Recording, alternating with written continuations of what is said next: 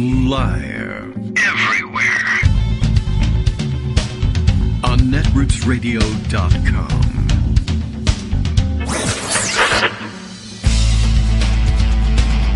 David Waldman.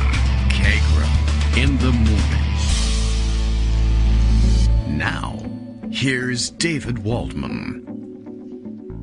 Hey, good morning, everybody. How you doing? It's Tuesday, August 15th, 2023. Time for another indictment, I guess. I told you this was going to be infrastructure/indictment week. Everybody knew that the indictment was coming at some point, and I think we were all guessing, well, you know, it could happen as soon as today. And then it did, and they kept everybody at the courthouse for a little longer. They kept the place open. I see that Fani Willis was gracious in thanking the clerk and all of the workers at the courthouse for staying late and allowing them to file their docket, their indictment yesterday. We have a special edition of the show today because, hooray, Donald Trump got indicted again, and we want to talk about it. It's Tuesday. Joan is celebrating, I think, on vacation, and I'm sure having a great time doing it, too.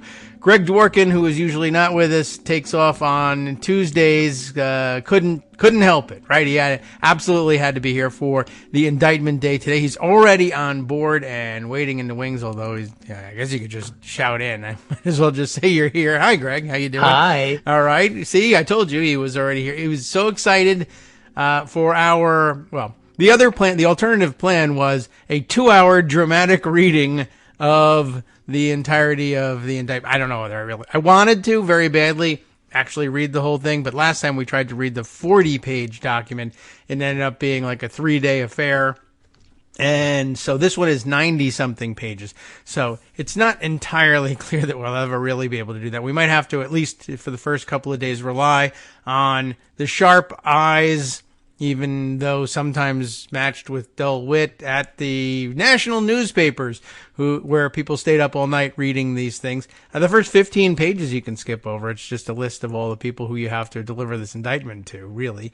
But 18 people indicted. It's really kind of, it's a sort of a, I don't know what you would call it, a reverse mirror image, a black mirror image, perhaps. I didn't watch the show yet, so I don't really know what I'm talking about. But of the federal indictment from Jack Smith, which went the opposite direction strategically, focusing like a laser on Donald Trump alone, but making it clear that, well, obviously they're alleging a conspiracy there too. In Georgia, they went the other direction and said, we're going to rope in everybody who had something to do, or at least, it was easily demonstrable that they had something to do with the conspiracy. There may be more charges. I don't really know, but they've got 18 on the line there.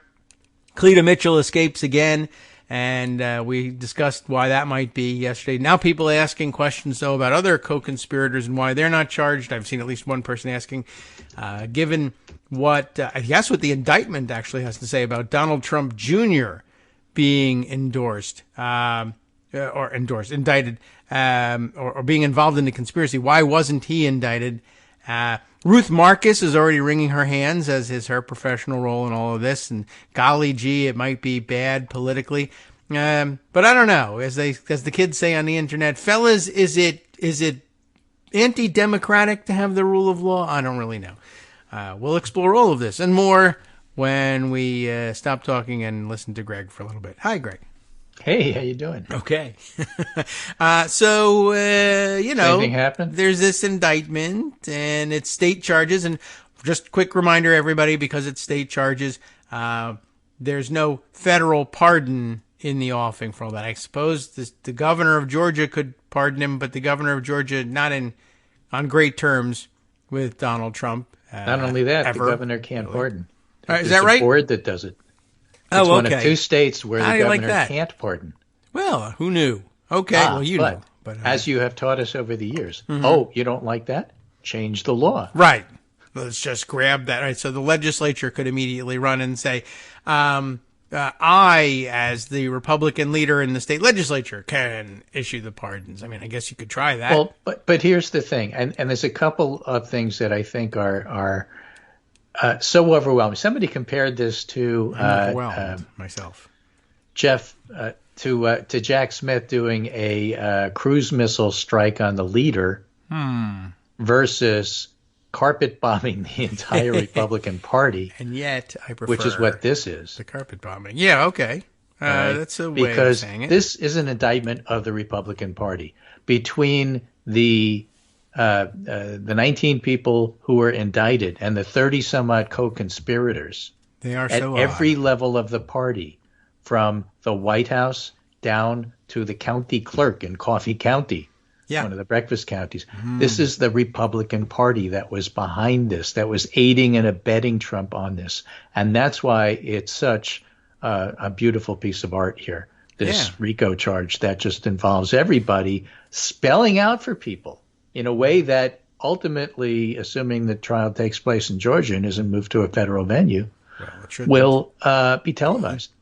Yeah, I don't know how on what theory they would move it to a federal venue, but Well, I mean, he was it could be president, federal. and so he was president Yeah. in D.C., so he should be charged in West Virginia. Of course. Well, you know, Or this, Idaho. This Idaho would be a good place for him. yeah, I'm sure he would enjoy it. But yeah, I mean, this in particular, this particular conspiracy just had too many of its elements specific to Georgia. The phone call, Which is also true for the one in New York, which is also true for the one in D.C., which is also true for the one in Florida. So yes. moving it away from where the crime was committed doesn't make sense in any of those venues. No. And the fact of the matter is, you know, he'll be charged where he belongs. So all of that is good. The New Leave it York to the Times states, I and always say. the Washington Post, of course, are doing a good job with covering this. I think that the star quality, kudos, goes to the Atlanta Journal-Constitution, which has been all over this, and their coverage has just been stellar. They've done well. And so a lot of the reporters have been on the cable because, like, let's talk to somebody who actually knows what they're talking about Georgia. Yeah, that you would have local I don't know anything about knowledge, Georgia, like, but in the federal system, we don't care about the federal system Right. right now. I want to know what's happening in Georgia. it's a good point. Like if you were stuck with me on TV, I would have said, well, maybe the governor can pardon him. And they would say, no, he can't. I'm from the Atlanta Journal-Constitution, and I know this. Right.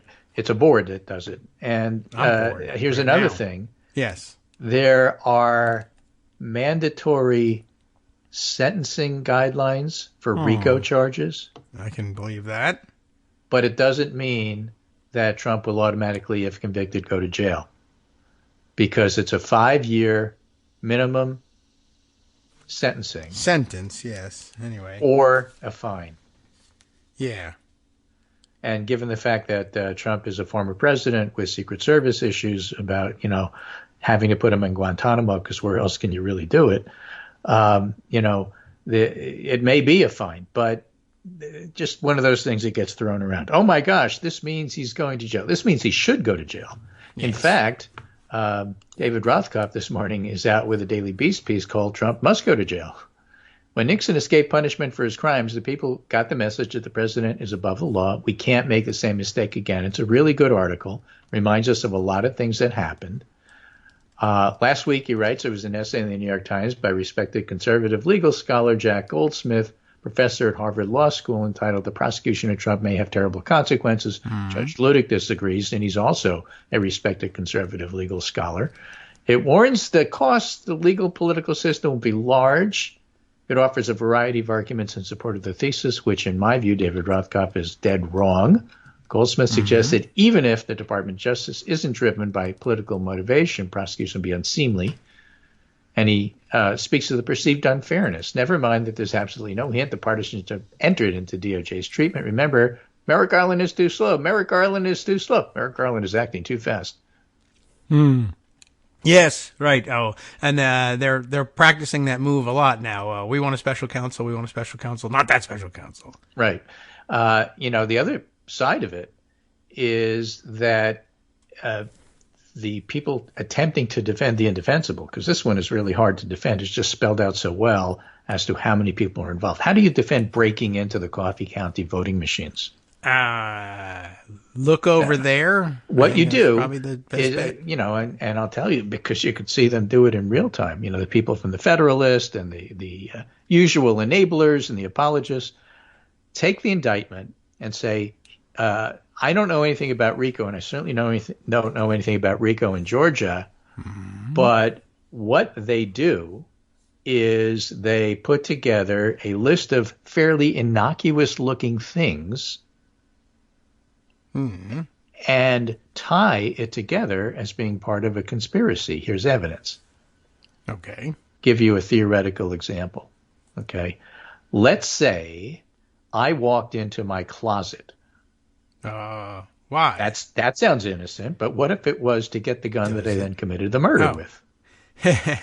They're indicting me for walking into a closet. Exactly, and that's the approach they're taking. Okay. Donald Trump said on TV, Gotcha. It's going to be wild.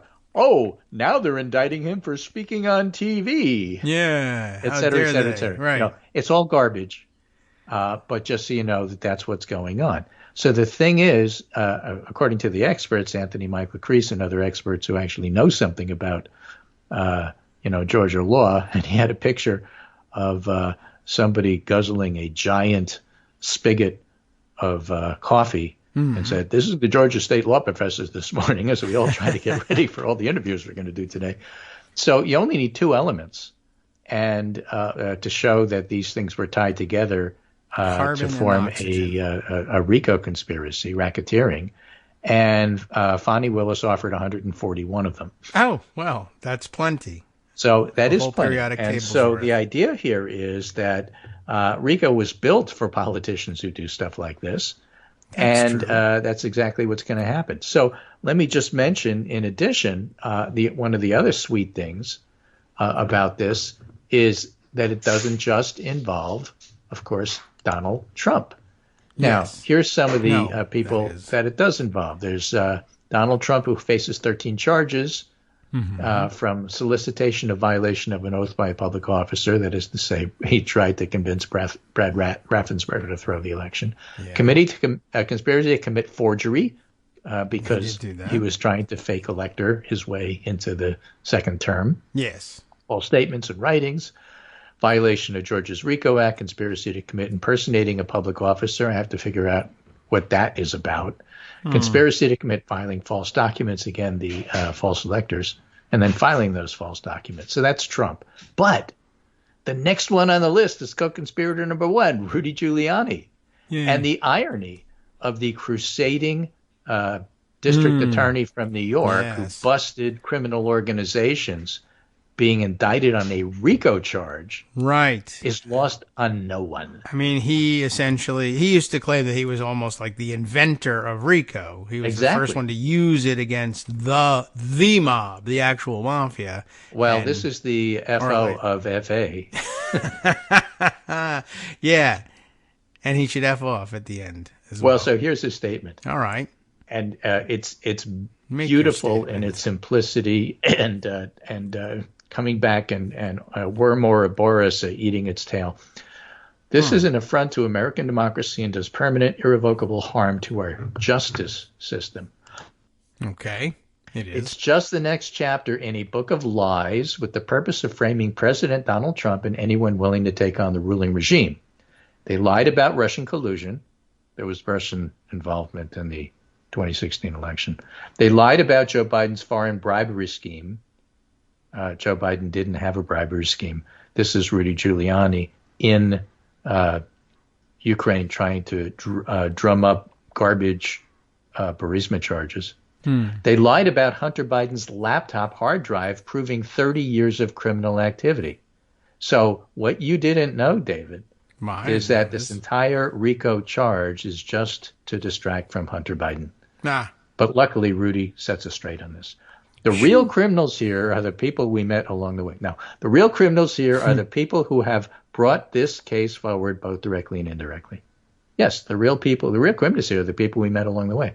All of Trump's associates. So Rudy's up for 13 charges, very similar to the ones that are for Donald Trump. Next up, John Eastman. Hey, all right. I'm just pointing out these are familiar names.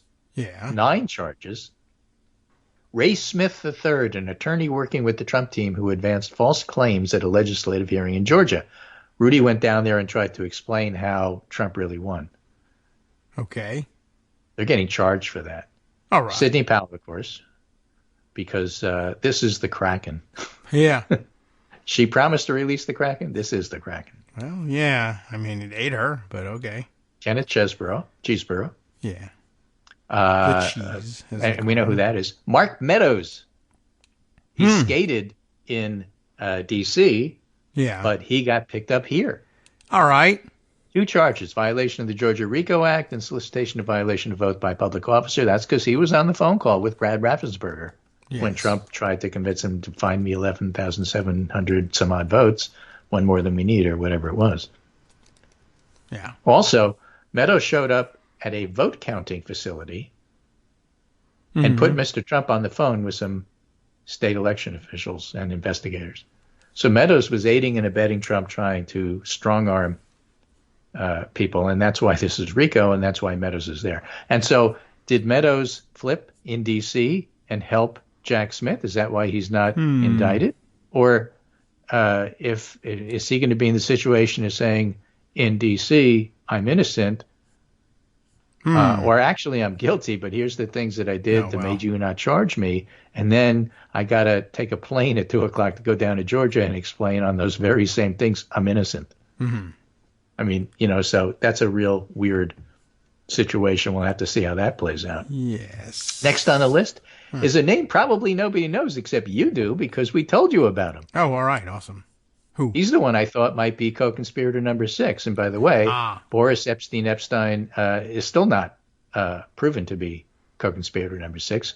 Michael Roman. Yeah, that was the Trump original campaign staff member, a senior Trump campaign staff who played a role in the fake elector plot.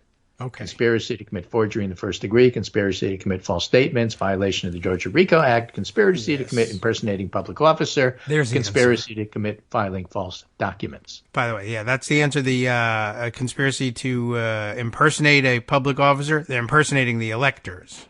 I think that's what they're talking about. There you go. That's why he's in on that. Okay, so that's, I just thought maybe Trump's publicist had called and tried to, get on the elector list or something weird like that. So, really hard to know. Yeah, I do think that's it. That's a good call. And all right, well, that answers that question. I think. Next is Jeffrey Clark. Boo. Okay. Next is somebody named Misty Hampton, Coffee County election supervisor, who's suspected of helping Trump supporters access the county's voting equipment by inviting them in, opening the office, and showing them the equipment and telling them you can take everything. Yeah. That kind of thing. So this one adds the charge that didn't exist elsewhere: conspiracy to commit computer theft, conspiracy to commit computer trespass.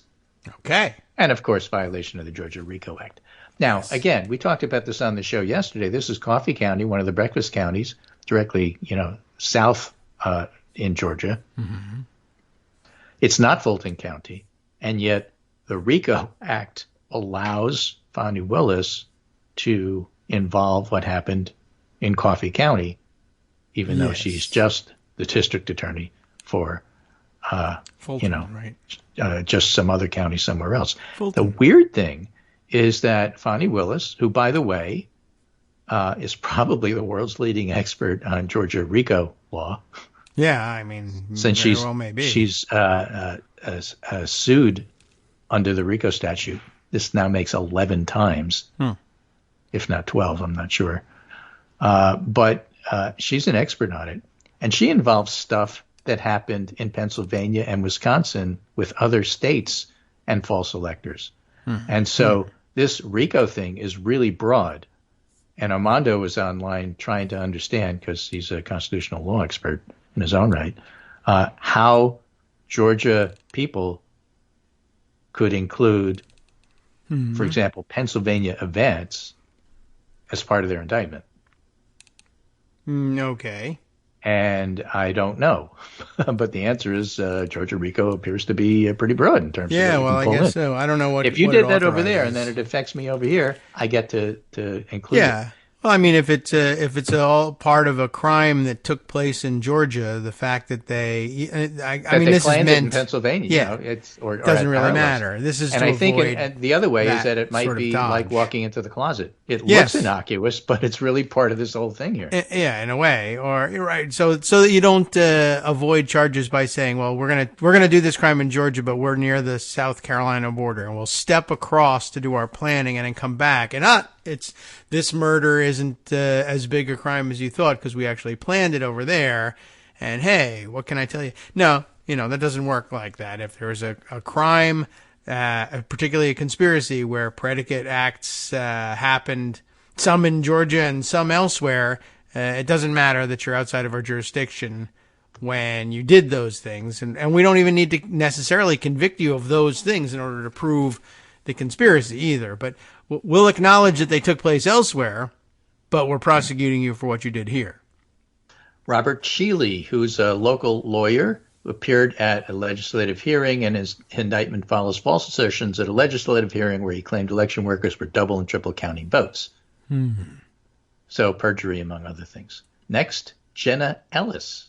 Jenna Ellis. She was part of an elite strike force team of lawyers who appeared at public hearings and amplified the president's false claims of widespread voter fraud. 2 charges, violation of Georgia RICA Act and solicitation of violation of oath by a public officer. Okay. Now, you know who's not on here? Lynn Wood.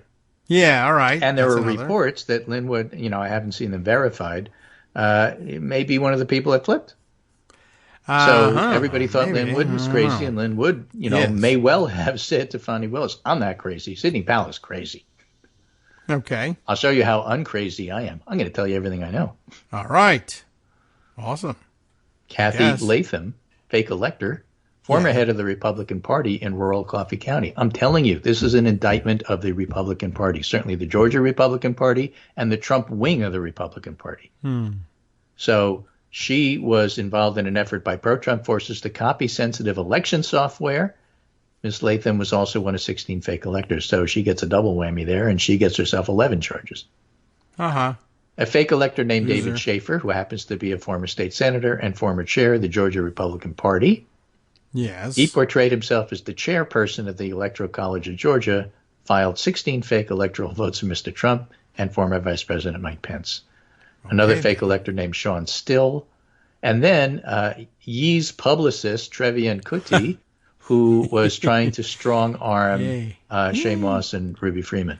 Yeah, that's a good one, too. I don't know that we haven't thought a great deal about that, but good. Well, we try not someone to should think face. about Kanye West, Yeah, who's well. now known as Yee, who is free Yay? I to don't post on X, which used to be known as Twitter. Right. And, yeah, we try not to think about those things. Okay. Then there's a weird one. All right. Stephen C. Lee, pastor, a Lutheran pastor Yes. from Illinois who was among those implicated in efforts to intimidate Atlanta election workers. Yes, I have seen a little bit about him lately because they knew this was coming.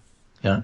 Willie Lewis Floyd III, a former mixed martial artist fighter who once led a group called Black Voices for Trump and is among those implicated in efforts to intimidate Atlanta election workers. Yes. Scott Hall is a bail bondsman who took part in a plan by Trump allies to access election equipment in rural Coffee County, Georgia. Smart. And then there's supposedly 30 or so unindicted co-conspirators, which 30. certainly have to include some really interesting characters. One of them has been identified potentially as a lieutenant governor. A lieutenant governor. It's one of the lieutenant governors. Huh. There's one of them testified yesterday, but not that one. That's Yeah, a I former doubt that lieutenant it's governor. him. It's some other lieutenant governor All right. who There's may only have been 49 to involved choose with some of the tweets that are even. being cited as evidence that there was a whole conspiracy planned to lie about the electors, the whole false elector scheme. I don't know that every state even has a lieutenant governor, so fewer than 50 or 49 to choose from. So, Well, okay. it's so one of the Georgia lieutenant governors, maybe even the current That's true. one, I It could don't be know. a former. That's possible. That's right. Okay. But as Doug J. Balloon, New York Times pitchbot, wrote, whether it's Trump being indicted under laws meant for the KKK or it's Trump being indicted under laws meant for the mafia, the former president has a remarkable ability to connect with different constituencies. That's a good way of putting it. That's the specialty there. Oh, and this, since we brought it up, let me just read exactly from the statute here. Any person convicted of the offense of engaging in activity in violation of Code Section 1614.4 shall be guilty of a felony and shall be punished by not less than 5 nor more than 20 years imprisonment or the fine specified in subsection B of this code or both. And that's the RICO law. And given the fact that it says or, not less than 5, no more than 20, or the fine. Yeah, all right. That means that if you're convicted, you don't automatically go to jail, although you might. Yeah, you might under normal circumstances. And there's always the old, hey, what do we do with the Secret Service people thing? Yeah, that's where Guantanamo comes in. So the whole thing here that's a good idea.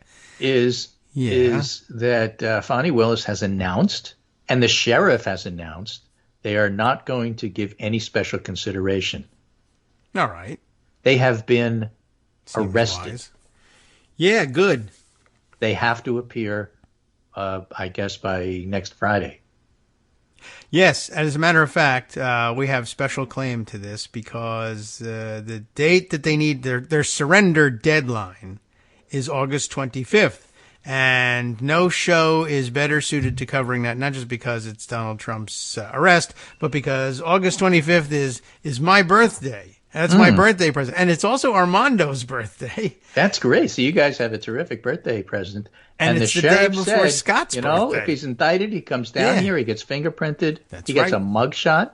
Yes. And again, it's a far more open process in Georgia than it is for federal arraignments. So he has to have an appearance, and then he has to have an arraignment. They're not necessarily the same day. Okay. All right. He's got to surrender. He's got to be mugged, that's good fingerprinted, and then he has to plead not guilty. Well. Although that could be done by Zoom. Yes, although he could just switch it all up and plead guilty just to, give us throw us a curveball. Right. Now, so this is it. I get my birthday present. I have always wanted a piñata. I'm not saying that they want to treat the guy roughly. I just thought it would be a fun thing to do. But we could fill it with extra charges against Donald Trump and then have them all come cascading down when we break it open. Hi everybody, it's me, David Waldman. Yes, the same guy who interrupts you all the time. Interrupting you one more time just to tell you again, another reminder that your contributions are what keep this show on the air, and patreon.com, patreon.com is still among the easiest ways to make the sustaining subscription donations that keep us afloat. Are you ready for the pep talk about how our Patreon campaign is still going strong and growing? Well, too bad. Yeah, the plain fact is we actually are headed in the wrong direction, and whereas we once had about 175 monthly patrons, we're now actually down below 150. Time to recruit some more. Not exactly the kind of news I wanted to share, but there it is. For those of you in a position to support the show, patreon.com does make it easy to make those secure, recurring monthly contributions to do so. Patreon.com/KagroX gets you straight to our donation page. We've been through a lot together. The worst of the pandemic, we hope. The worst of the insurrection, we hope. So go ahead and treat yourself. You don't need an excuse. Give yourself the gift of a little something you enjoy in life. Support the show. And of course, if you happen to prefer using PayPal or even the Square Cash app, we're up and running on those options too. So thanks again, everyone, for all your support. We couldn't, or at least shouldn't, do it without you. Hope you'll be on board soon too. Thanks for all your support.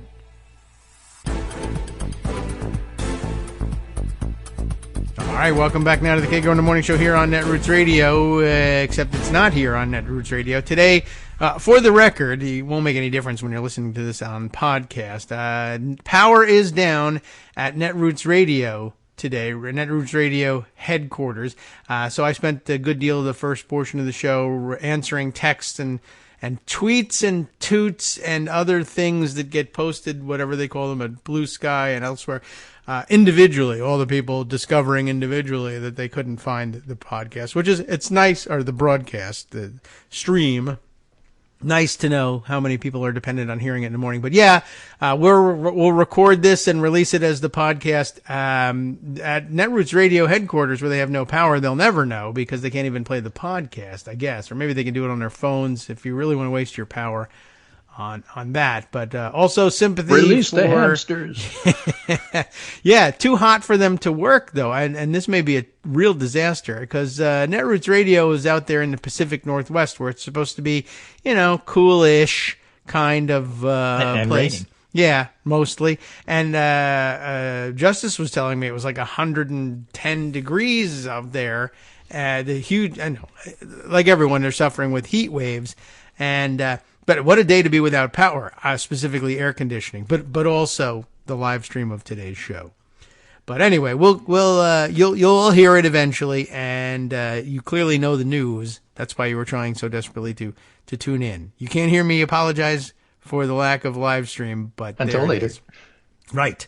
I got to figure out how to use the maybe on a day like today we could jump onto a YouTube live stream as an alternative if I could just figure out what buttons to press. Anyway. So Donald J. Trump over on Truth Social posted this 22 minutes ago. All right. A large, complex, detailed, but irrefutable report on the presidential election fraud which took place in Georgia is almost complete and will be presented by me at a major news conference at 11 a.m. on Monday of next week in Bedminster, New Jersey. Where all the major news conferences go. Another venue. I haven't been indicted yet. Yeah, not yet. But okay. Maybe it's coming. Based on the results of this conclusive report, all charges should be dropped against me and others. There will be a complete exoneration. They never went after those that rigged the election. They only went after those that fought to find the riggers. Yes. And Evan Siegfried retweeted that and said, this is like O.J. holding a press conference to say he found the real killers. Essentially, yes. Same difference. And, he's a lunatic. And, now we can, I guess you can say, I don't know if this is supposed to be, maybe this is just evidence for the sentencing. Like, no, he truly did believe it. He's delusional. Maybe we should put him in a mental health institution, not in prison. Right. So today's Slate pitch, this is from Rick Hasen, election law expert. Yeah. Why the Fulton County indictment is different from Jack Smith's case. Manishtana, yes. Well, but, on all other nights, we just indict Donald Trump, but on this night, we indict 19 people total, including a goodly number of unindicted co-conspirators that make up the bulk of the official Republican Party. Right. That's one thing. Not Elijah. He's free to go. If the recent federal indictment of Donald Trump on charges related to his attempt to subvert the 2020 federal election was a streamlined surgical strike aimed at assuring a clean case and speedy trial, Monday night's Georgia indictment is the equivalent of a blitz with 19 defendants and 41 charges. The heart of the indictment is a sprawling state racketeering charge, with Trump in the center of a vast conspiracy, Professor Moriarty here, to lie to state officials, pressure election officials to change vote totals, turn in phony slates of fake electors, influence witness testimony, and gain access to voting machinery and software, all in an effort to turn Trump, an electoral college loser, into a second-term president. You know what the weird thing is? Donald Trump. Well, if he had succeeded in Georgia, he still loses. Yes. He did all of this. But, yeah. And he still would have lost. Yeah. But because it was part of also doing to Wisconsin and Arizona and Michigan and Pennsylvania, and that's why they sort of snuck into the RICO thing here. And although the action in the state complaint is centered in Georgia, it alleges that part of the conspiracy, which included the actions of his chief of staff and lawyers, spanned much of the continent, from Arizona to Pennsylvania to Wisconsin to Washington. The case will be messy, difficult to manage, especially given Fulton County DA's Fonnie Willis' stated intention to try all 19 defendants together. Of course, that's just an opening gambit. Yeah. Because the penalties are harsh, and because Trump can't pardon them and Brian Kemp can't pardon them, she's obviously putting a tremendous amount of pressure on those 19 to flip. Yeah. So she won't have to do all 19. She can do 6 or 7. She's done that at a time. Mm-hmm. The biggest difference between the federal case and the state case is not the number of defendants or the counts. It's about the central role that race is likely to play, not in the federal case, but in the state case. Okay. From the race of the prosecutor to the focus on a black election worker, Ruby Freeman, to the essential nature of the race-baiting bogus voter fraud charges in Georgia that formed Trump's basis for claiming falsely he was the rightful winner. Yes. Expect Trump to attack Willis in especially harsh terms. It's not as though Trump has treated Jack Smith nice, but Trump has a record of being especially hostile toward black women. Sure. Yes. And Willis is especially a threat to Trump because he holds no power over her. You have no power here, said the good witch to the wicked witch. Be gone. Right. Even if he becomes president again, he can't stop a prosecution. The best he could do is delay his prosecution until he's no longer president. In Georgia, the governor has no power to pardon, so he could appeal to somebody over Willis's head to get relief. And the RICO statute, which formed the basis for the indictment's primary charge, carries a mandatory minimum sentence of 5 years, which is true, but it could be replaced with a fine, as we just pointed out. Okay. Yes. Okay. So that's really not a minimum at all. The indictment also goes out of its way to tell the story of another black woman, Ruby Freeman, and her daughter, fellow election worker Shane Moss. Freeman became a central figure. The indictment describes some of Trump's lies, including that Freeman was a professional vote scammer. She stuffed ballot boxes. She fraudulently awarded at least 18,000 votes to Biden during ballot counting. The mother and daughter eventually were cleared of all charges, and Trump's lawyer Giuliani has essentially conceded in the civil defamation suit that the claims against the pair were false and made with knowledge of the falsity. And then they bring in Trevian Kuti, a former publicist for Trump supporter Kanye West, who tried to mislead Freeman into giving false testimony about what took place. Yes. They tried to leverage blackness, basically. Right. So in important ways, the Georgia complaint is about getting justice for Freeman and Moss. Good. But more broadly, the complaint vindicates the interest of all black voters in Georgia and around the country, which, by the way, is part of Jack Smith's conspiracy to that's right. His fourth charge, which I forget is the wording, conspiracy to defraud voters. Yeah, to deprive them of their right to have their ballots cast and counted freely. Yes. Yes. Good point. Good connection there. And right. So, for those who are like, well, sure, the racists who will be attacking these charges. The black prosecutor in Georgia has this stupid theory. Well, the white Republican working in the Capitol also thinks the same thing. So on November 27, 2020, for example, Trump tweeted, quote, yes. Biden can only enter the White House as president if he can prove his ridiculous 80 million votes were not fraudulently or illegally obtained. When you see what happened in Detroit, Atlanta, Philadelphia, Milwaukee, massive voter fraud, he's got a big unsolvable problem, end quote. The message is clear, Rick Hasen writes. Minority voters were stealing the votes of Trump's white rural supporters. These racist tropes are also a major theme of Giuliani's public-facing efforts to overturn the election as well. Yes. Now, and worse. The Department of Justice charged Trump under the post-Civil War Ku Klux Klan Act for depriving voters of the right to vote, but race will be front and center in Georgia. Well, good, because when they do that, so that's really different, And then again, as many people reminded us, Georgia is different than the rest of the country in the following sense: Trump lost Georgia. Yes. The Georgia Republican Party is Brian Kemp's party.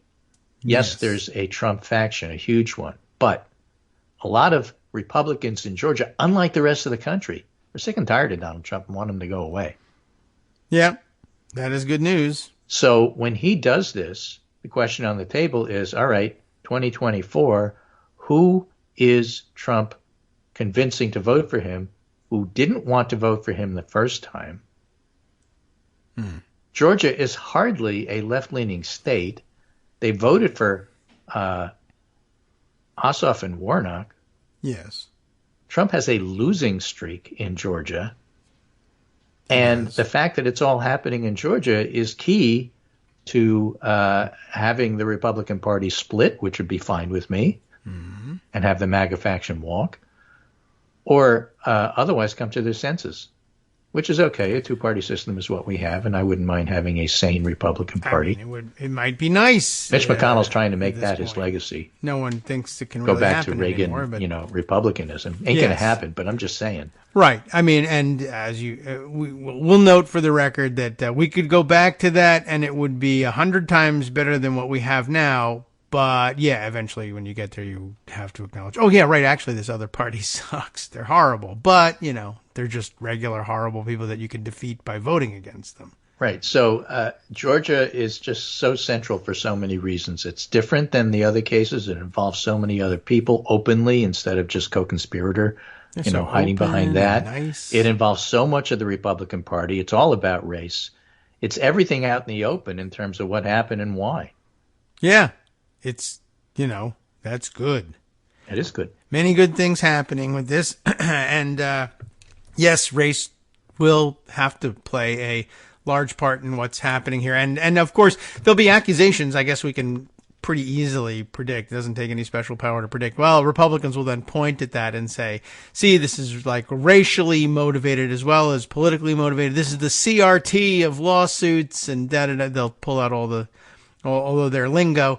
But, this case was racially supercharged from the beginning by the conspirators.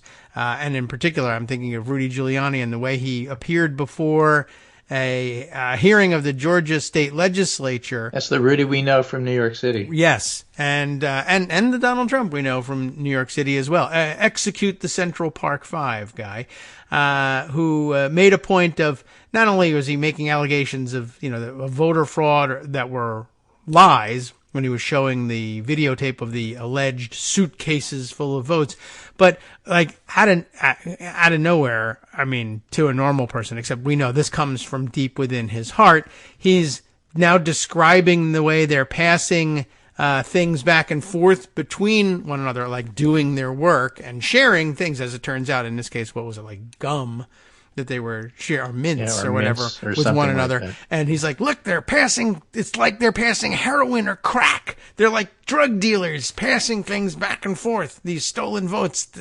Like, be a little more racist if you possibly could. Is there any way? I was like asking chatbot GPT, can you, read me the charges but make them racist? Yeah. Okay. So sure. Aaron Rupert over at Public Notice on Substack. Yes. Points out something else that is quite interesting about this indictment. According to the indictment, Trump and his co-defendants used at least 8 methods to try to undermine the election: making false statements to members of state legislators, including Florida, Arizona, Michigan, Pennsylvania, and Georgia; Yes. making false statements to high-ranking state officials in Georgia, such as the Secretary of State and the governor; Right. creating a slate of fake electoral voters; Yes. harassing and intimidating Fulton County election worker; soliciting high-ranking members of the U.S. Department of Justice to make false statements. Hello, Jeffrey Clark, you are in such big trouble. Yes. Soliciting Mike Pence to reject electoral college votes properly cast by Georgia's electors, unlawfully accessing voter equipment, and making false statements and committing perjury to cover up the conspiracy. So conspiracy is worse than the crime. Conspiracy is only number 8. There's 7 other things preceding that. Yeah. Okay, Here, the crimes are bad enough. But here's what's interesting. The first public act in furtherance of the conspiracy started the day after the election. Why wait? They should have started the day before. When Trump gave his speech falsely declaring victory. He did do it the day before when he said the election was rigged. But they didn't include that. They said he declared victory. Trump had discussed a draft speech to that effect 3 days before the election, in which he planned to declare victory and claim voter fraud. In other words, Trump was already prepared to attempt to overturn the election before the election night even happened. That's true. So the idea that Trump didn't know for Jack Smith, you have to prove that Trump knew it was false. He planned it. Yeah, that's true. And also you don't really have to prove it, but okay. But yes, although we knew that they were gaming this out we can go back and listen to episodes of the show in October. And earlier, maybe even September, articles were being written about how they were gaming this out and how they might just be able to say, well, what if we found a way to create doubt about who won every state and threw it to the House of Representatives, and I don't know if there was specific discussion of, well, why don't we just forge electoral certificates? But it got real close. Eastman was working on that. Yeah. So, all right. They don't have the exact dates for those things. But even before let me read to you the lawyerly language of the indictment itself, Act 1. Right? All right. Let's read the whole thing. Is this a drama, a Greek tragedy in 41 acts? Act 1. On or about the 4th day of November 2020, Donald John Trump made a nationally televised speech falsely declaring victory in the 2020 presidential election. Approximately 4 days earlier, on or about October 31st, 2020, Donald John Trump discussed a draft speech with, and here's the thing I'm going to highlight, language of the lawyer, unindicted co-conspirator individual 1, whose identity is known to the grand jury, that falsely declared victory and falsely claimed voter fraud. The speech was an overt act in furtherance of the conspiracy. Okay. Oh, you're saying he's not allowed to give a speech? No, he's Yeah, allowed to give a speech, but it can't be in furtherance of the conspiracy. Right. Oh, are you saying, Stringer Bell, are you saying that I can't write stuff down? Yeah. Well, you can write stuff down, but if it's in furtherance of the conspiracy, then we can. is you're free you to write it. documenting a criminal conspiracy? Yeah. So you're right. That'll end up trying. They'll try to make that their excuse for everything. Oh, you're indicting me for using a pencil. You're indicting me for. These are all the. This is what actually is at the bottom of all the claims that these are First Amendment protected things. No, the fact that you spoke or wrote things doesn't mean that they have First Amendment protection. It means that they are speech, and you're supposed to have free speech in this country. But you're right. Some of the limits, put all the money in the bag, and no one gets hurt. Not First Amendment protected speech. Yep. This is how Aaron Rupert puts it. You can expect Trump fans to try out the same nonsense defenses they've done with previous indictments and complain the indictment criminalizes free speech. Many overt acts here are speech, such as press conferences and dozens of phone calls to Georgia elected officials, but no one is trying to say Trump or anybody else in the indictment can't make phone calls.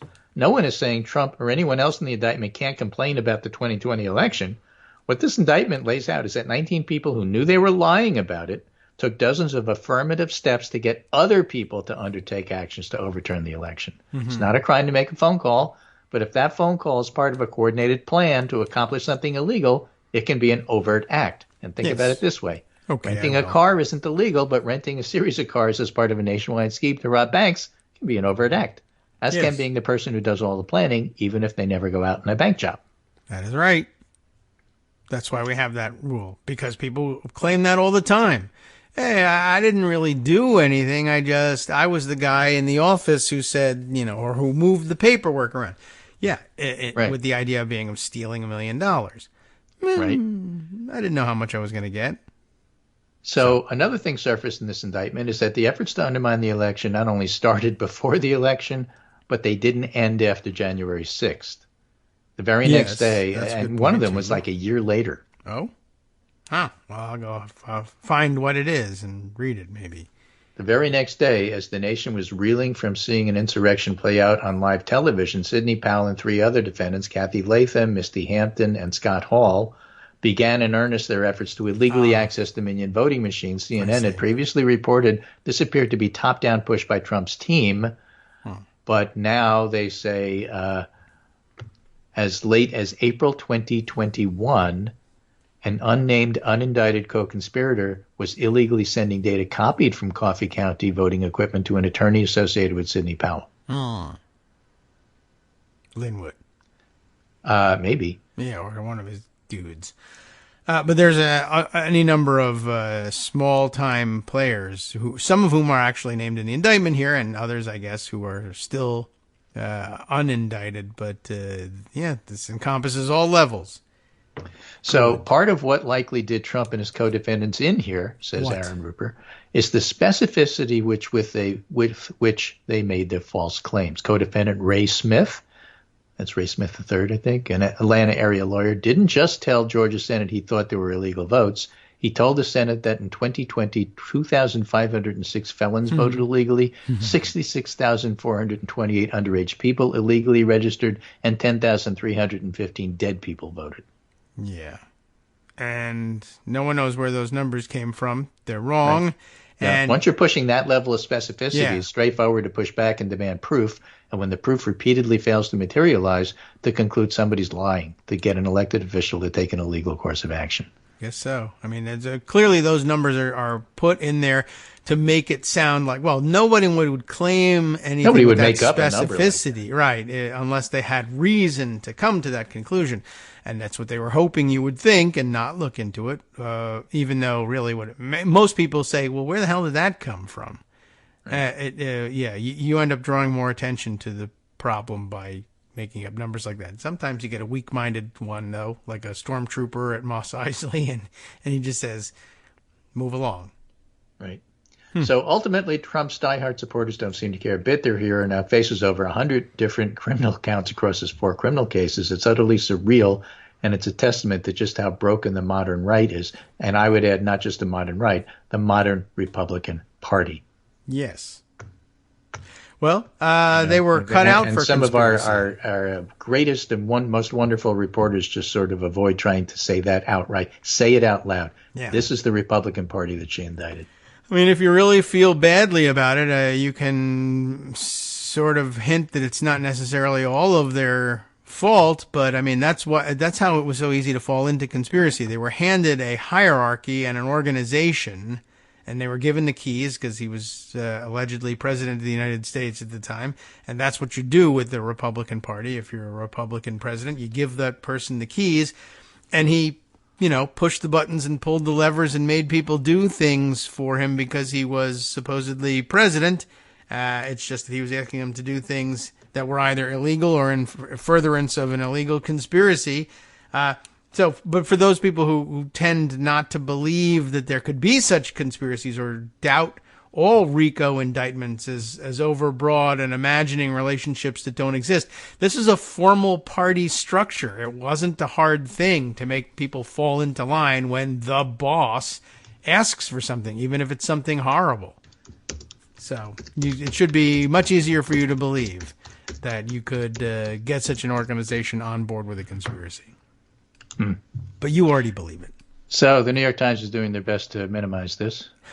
Peter Baker That's tweets, what they do. Now the country must brace itself for what will surely be described as the trial of the century, which will be followed by the next trial of the century, then the next, and then the next. Yeah, well. Peter Baker is like one of the worst. Yeah. Well, the worst. I don't know. I guess we could say maybe he's framing it in climate change terms. It's the hottest year on record. So this is the hottest year on record. Now the new hottest year on record. Well, maybe he's not, but we could imagine that somebody else would be subversively using that framing. But he's not. He's a liar. But yeah, that's what newspapers, our newspapers of records do. They know that people are going to be upset about it, specifically conservatives. So it's so routine, He gets indicted and tried all the time. What's the big deal? Right. You get numb to it. It's you good get news used to for it. him. None of that. Yeah.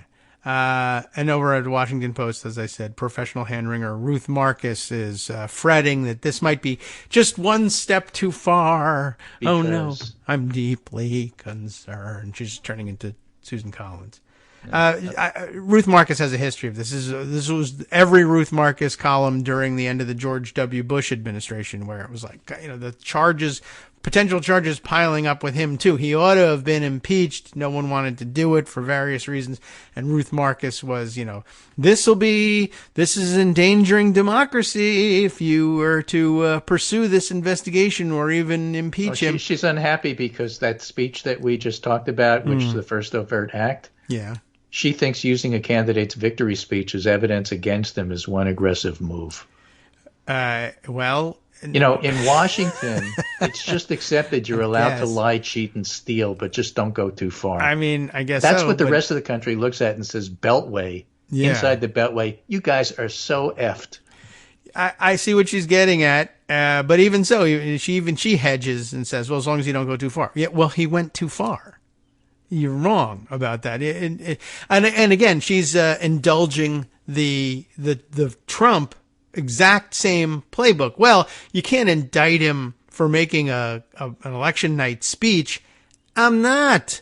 We're indicting him for using that platform, which you call an election night speech, to further a criminal conspiracy. That's the problem. You can't tell people they're passing votes back and forth like vials of heroin. We got to do something about it. They're stealing everything. They're not. That's not a normal speech. Everyone knew it. Ruth Marcus. I bet if you look back at Twitter, certainly, if not her columns, that Ruth Marcus was publicly appalled at the content of that speech. Now, she was. See, now she's like, well, gee, he ought to have been allowed to do that. Her issue is that she doesn't want this done at state level. Yeah. She wants it all to be federal. She writes, there's a concern about piling on here. Why stop at Georgia? The federal indictment sets out conduct in 6 other states. Mm-hmm. Well, so does the state one. Will he be prosecuted in those states too? I hope so. But certainly their false electors will be, even if he's not. At some point, it becomes unfair, yes, even to Trump, to go state by state. No, because he did this state by state. Yeah. Underlying my queasiness, she writes, is a bias in favor of federal prosecutors who, unlike most of their local counterparts, don't have to run for election. Yeah, but you know what? Trump can pardon himself if he wins, Ruth, and he can't do it in Georgia. That alone justifies this. That and you is know true. what else? Okay. What else? So far, Trump is the one being charged in all the federal cases.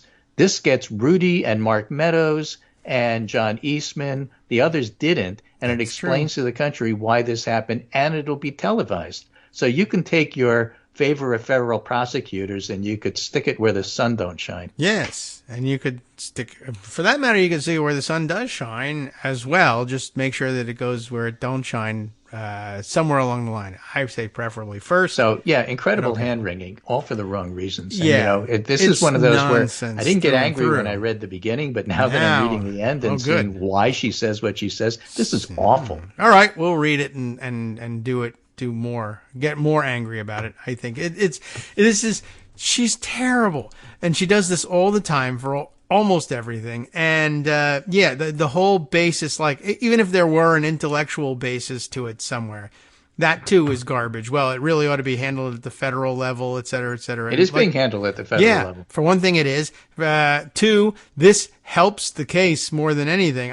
This narrative actually, without impacting directly the federal prosecution gets to focus like a laser, if it wants to, for the moment or forever, on Donald Trump. And for all the people who are saying, well, what about so-and-so and what about so-and-so? Yeah, well, that story is now being told in Georgia. And if you think it's overbroad, one of the great beauties of having these things happening in parallel is in court, in the Jack Smith case, where everybody maybe reads Ruth Marcus's column and says, golly, the Georgia case is overbroad. You say, yeah, well, that's why we're not bringing it that way here in the federal case. And you have to ignore that. But in the meantime, everybody's reading the narrative and saying, oh, yeah, now I kind of get it. But if Jack Smith were to say it, it would be overbroad. Yeah, well, he's not saying it. And yet you know it. So now when you consider what's happening in this case, what does that make you think? Oh, I think differently or more broadly about this thing. So we'll end with an observation by Stonekettle on Twitter. Okay. Rudy Giuliani, who pioneered use of RICO, indicted on RICO charges. Yes. Irony jumps the tracks, careens down the embankment, plows through a circus tent, runs over a mink farm, slams into the river where it bursts into flames, rolls over and explodes, raining down burning weasels and flaming clown shrapnel across the countryside. Oh, my God. Gross. That's about what happened. Yeah, pretty much. Good. And it couldn't happen to a nicer, meltier looking nicer guy. felon. Right. Thanks, Greg.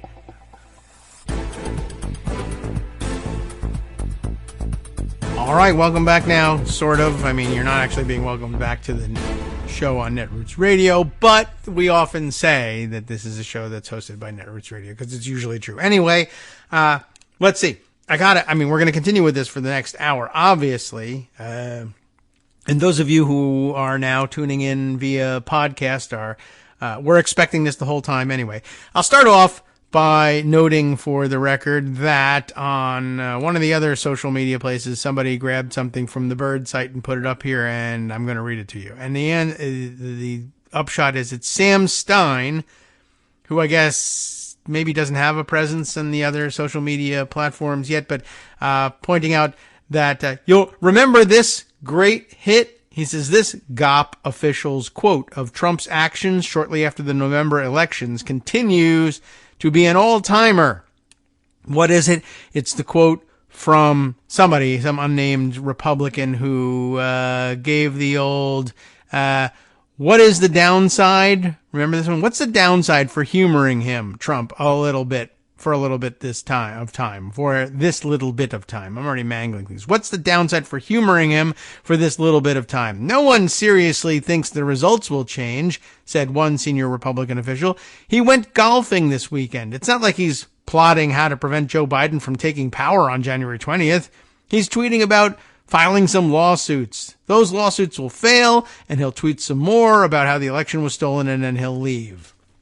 Yeah, that one didn't pan out, did it? I mean, at the most basic level, I guess it did. He filed some lawsuits. The lawsuits didn't work out, and then he left. But yeah, he has kind of been spending all that time trying to prevent Joe Biden from taking power on January 20th. So that's true. I guess we'll say that's one of the better all-timers, I guess. How can I mark this for inclusion in the show? I guess I'll pocket it, but because it's on, I'll have to use it as a marker to go back and find it on the Bird site, which everybody can still access, even if they don't want to. But giving you the Blue Sky link won't do us any good. All right, let's see. Greg sent me a few more things here. What did he send me? A poll, a New Hampshire poll, and it says, look who's in third. So let's go and see. DeSantis in third. That's interesting because that's one step down from where he usually is. It's only by a point, but I guess really look who's in second. Now, you know who's in first, right? And this, I feel like the Abbott and Costello thing now. But in first place, obviously, the indicted guy, Trump, 49%, which is lower than it has been for a while. But it's one poll. It's New Hampshire. You know, they are a weird state. They go first very often with the Republicans anyway. So, okay. So Trump, 49%. DeSantis in third place with 8%. To me, the surprise here is, all right, well, you know who else is running, all the other names. Who has jumped ahead of DeSantis to take a distant second to Trump at 9%? So 49% Trump, 9% Chris Christie. Chris Christie. In New Hampshire, this act is working. The I'm against Donald Trump thing. I mean, I really truly think he does despise Donald Trump, but I call it an act because you may recall that in 2016, he was fan enough to not only be on board with the Trump campaign and to help out actively with it, but I guess he actually expected to possibly be named White House Chief of Staff for Donald Trump. I'm sure now he also thought, well, I'll be the one to rein him in and control him.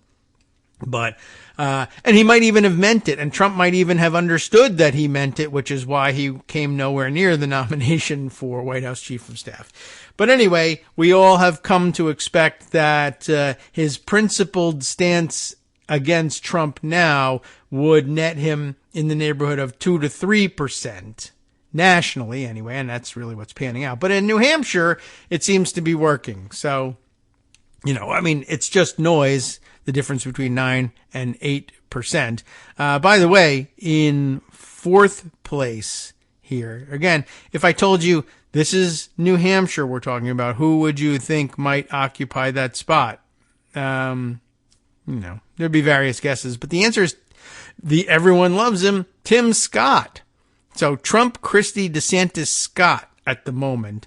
And again, because it's New Hampshire and it's full of nerds and everybody in New Hampshire is a member of the state legislature, fifth place is actually Burgum, whose first name I forget. Oh, here it is in the chart, Doug Burgum. But we know him as the governor from one of the Dakotas, and we don't know which one, except we do know which one because Kristi Noem is the one from South Dakota. We just don't know who the hell Doug Burgum is.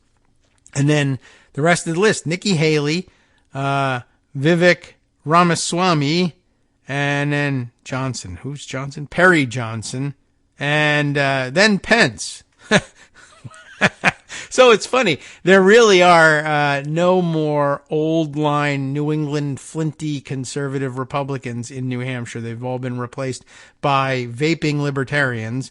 And so Trump, Christie, DeSantis, Scott, because I'm not a racist. One of my best friends is black. Burgum, Haley, Ramaswamy, Johnson, Pence, Will Hurd, and he's still hanging in there. And 13% for undecided. So once again, I guess there's more people undecided than want Chris Christie or Ron DeSantis for that matter. But it's interesting to see. And we appreciate it for that purpose. Okay, thanks, Greg. Let's see. Other things to share with you. How will we approach the rest of the day? Well, there's a lot of things to tell you about that were in the news that don't have anything to do with this.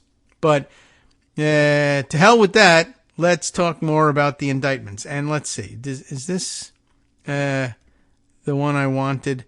Where's the one with, I thought I had something. I'm tempted once again. Oh, okay. That's the Sam Stein one. To stop me before I read a Marcy Wheeler post. But Marcy had a interesting looking approach to discussing the indictment, which, short of reading the indictment, I thought if we sampled some of the views of this thing, we'd get a pretty good idea of what's in it without having to read every single paragraph on the air. I will probably go off the air and read every single paragraph, just in case there's something else. Plus, there's other news out there, which is amazing, and we should all listen to it. All right, so if we start off with Empty Wheel, let's get right to it, because this could take us a year and a half to read as well. The various kinds of Georgia crimes in the RICO indictment.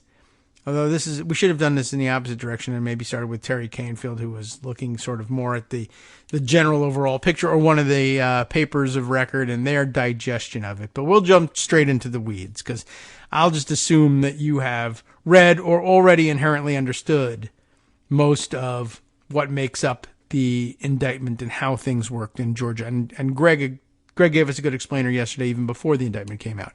So here's what Marcy has to say. There's so much good reporting out of Georgia that I'm going to mostly leave close coverage of the Georgia case to them going forward. How do you like that? But the Georgia prosecution will interact with Jack Smith's ongoing investigation in interesting ways. We speculated a little bit about that in yelling at Ruth Marcus. We'll see whether she has the same thoughts. To explain how, I want to first show that the indictment is fundamentally about protecting the integrity of Georgia's government and elections. To see that, it helps to read counts 2 through 41 before reading the RICO charge, which is laid out in 70 pages, describing 161 overt acts, many of which took place outside of Georgia. Those counts fall into the following groups. But before I tell you what those groups are, all those numbers tell you why I think it would be spectacularly inefficient to read the indictment paragraph by paragraph as much as I'd like to. And it may be that it ends up happening anyway, because this, too, I think, is an historic document.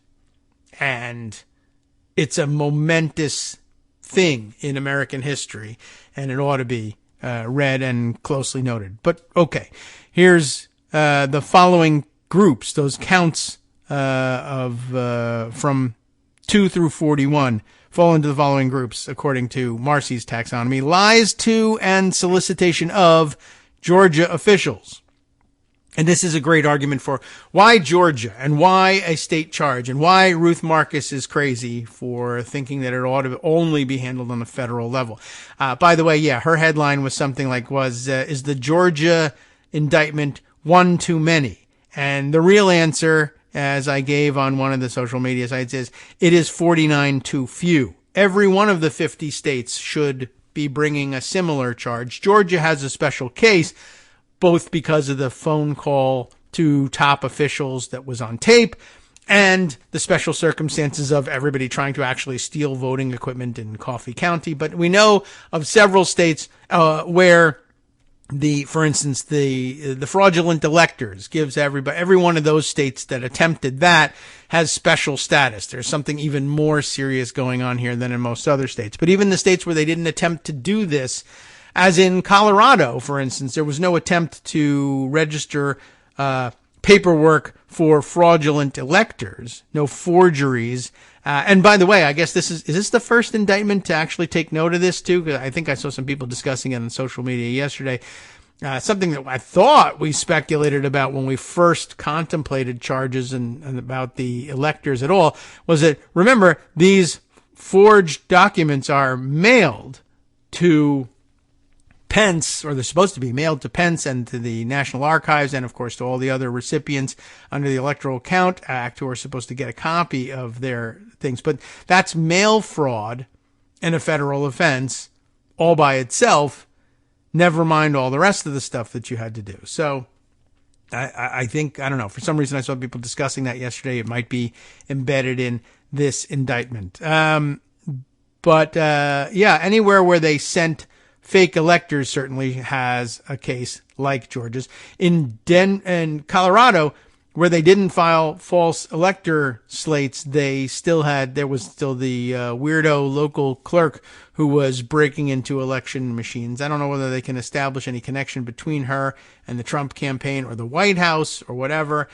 But maybe that would be a platform to explore. But Trump is, while he's focusing his efforts, well, certainly in this case in Georgia, but even this Georgia indictment hints at the several other states where this stuff is happening. The intent is to make him fraudulently the president of all 50 states. He was going to steal the election from everybody.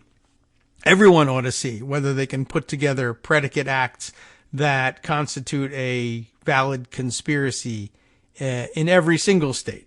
So at any rate, all right, let me get back to what Marcy has organized here. Lies to and solicitation of Georgia officials, making Georgia a special case here. Count 2 through count 7 are false claims and illegal requests made, many by Rudy Giuliani, before the fake electors scheme. These were lies told to official bodies of Georgia state government, and charging them is an attempt to prevent corruption in state government. Right? So you can see there's several ways to view each one of these acts that make up the conspiracy, and many of them are crimes in their own right. Why isn't it? Why shouldn't it? It ought to be. It is, in fact, illegal to come before the Georgia state legislature in a hearing setting or whatever platform they happen to set up and come as a witness and spin these fantastic lies in order to try to prompt some sort of legislative response from them. You can't do that, and you shouldn't forget that you can't do that. He came, he lied, he should be charged. Count 23 through 26 charge Rudy, Ray Smith, and Robert Cheeley, whose name we haven't heard yet, but obviously is listed in the indictment, with false claims and solicitations on December 30th, similar in structure and purpose to counts 2 through 7. That is to say, approaching official bodies of elected officials in Georgia and lying to them in order to get them to leverage state power to do their bidding for whatever end. And in this case, the end was to make Donald Trump president, they hoped, even though he had lost the election. Count 28 charges both Trump and Mark Meadows for the January 2nd call to Brad Raffensperger. Count 29 charges Trump for the lies he told during the call. And counts 38 and 39 charge Trump with lies and solicitations of Brad Raffensperger, but this time on September 17th, 2021, which I'm not even really all that familiar with, although there's a link to it. Does it go directly to the count? I wonder if it does.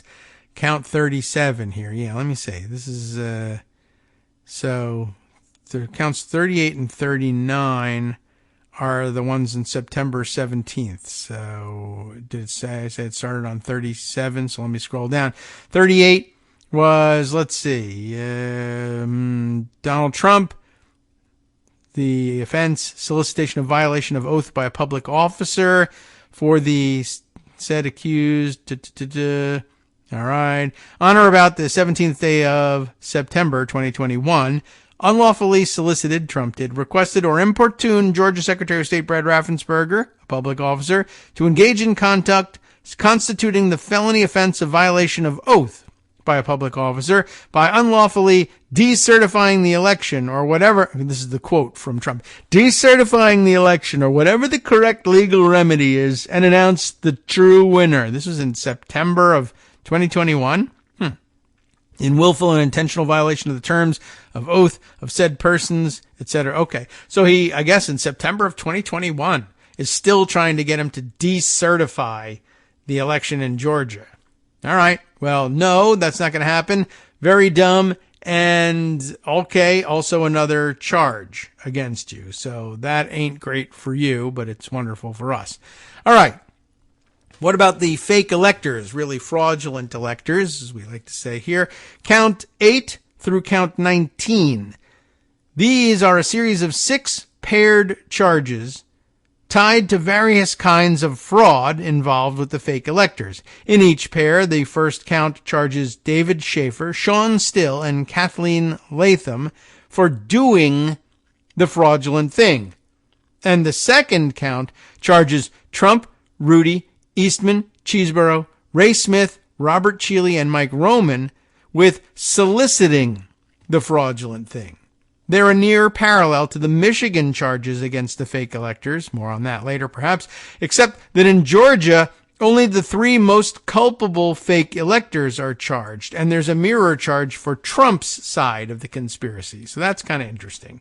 They chose, I guess, I don't know, for whatever reason, 1, 2, 3 of the fake electors as either doing something even worse and more illegal than the rest of them, or perhaps the others flipped and these three didn't, or whatever. Or it may be that, I don't know, actually I have to read more about it. Maybe they were the chair people, purported chair people of the purported meeting of those fraudulent electors, and maybe signed everyone else's documents for them. I don't know.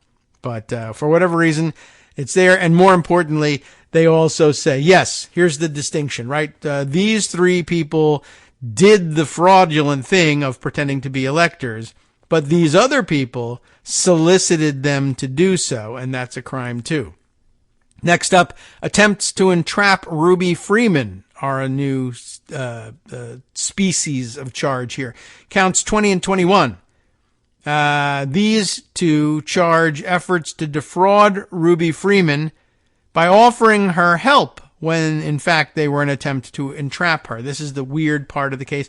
We did discuss it when it was first discovered, but that, well, essentially the conspirators decided that they're not listening. These two black women who worked at the polls, who we've attacked viciously on racial grounds, are for some reason not listening to the Republican white men from Washington who are telling them that they need to abandon everything they actually know about what happened here and instead adopt our lies that they are a bunch of criminals. They're not listening to us.